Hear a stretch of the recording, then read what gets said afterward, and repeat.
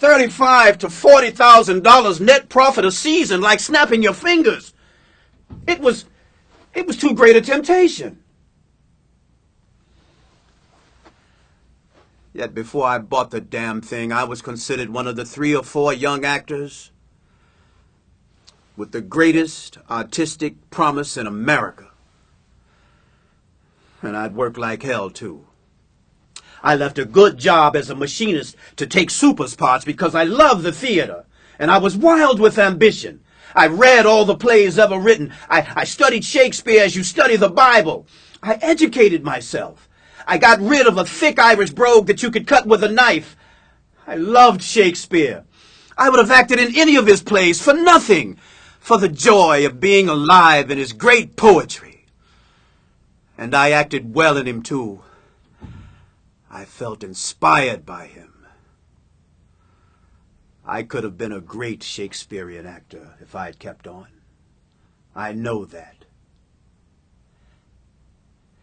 In 1874, when Edwin Booth came to the theater in Chicago where I was leading man, I played Cassius to his Brutus one night, Brutus to his Cassius the next, Othello to his Iago, and so forth. Well, the first night I played Othello, he said to our manager, "That young man is playing Othello better than I ever did."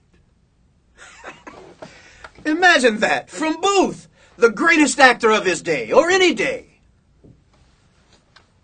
And it was true, too. And I was only 27 years old. As I look back at it now, that night was the high spot in my career.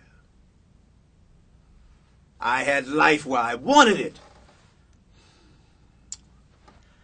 And for a few years after that, I continued on, upward, with ambition high. I married your mother. Ask her what I was like in those days. And her love was an added incentive to ambition.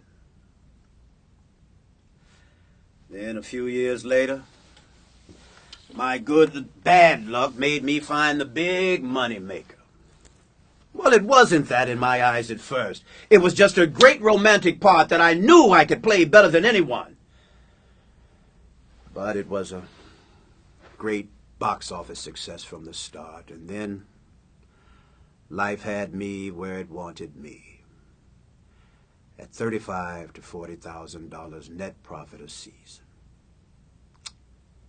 A fortune in those days. And even in these. What the hell was it I wanted to buy, I wonder? That was worth.